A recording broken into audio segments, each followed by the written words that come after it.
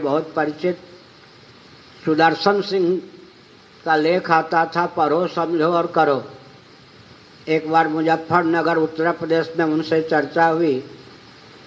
उन्होंने कहा कि देखिए, मैं क्षत्रिय कुल का व्यक्ति हूँ, अपने लिए कहा, गोभक्त हूँ, मुझे भी भारत का प्रधानमंत्री बना दिया जाए तो मैं भी गोहत्या का समर्थक हुए बिना नहीं रह सकता।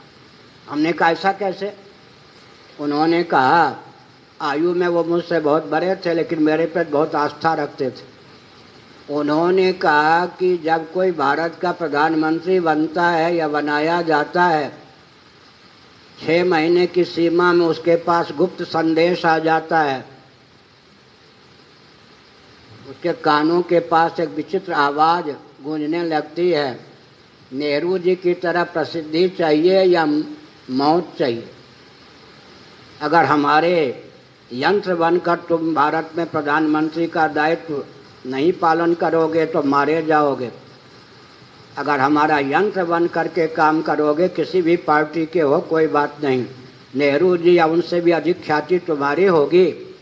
वहाँ जा कर के गोभक्त भी गोहत्यारे के रूप में ऐसी गंभीर व्यूह रचना होनी चाहिए, उसकी कमी। गोरक्षा के नाम पर सम्मेलन भी होते हैं, लेकिन गोहत्या के स्रोत क्या क्या हैं और गोवंश की हत्या रुकती क्यों नहीं है?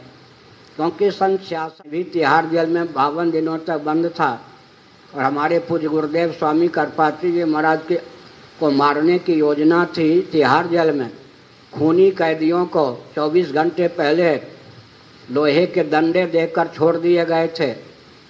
संतों पर लोहे के डंडे बरस रहे थे। हमारे पूज्य गुरुदेव की आंख में लोहे की सलाका, लोहे की सुई चुभा दी गई थी।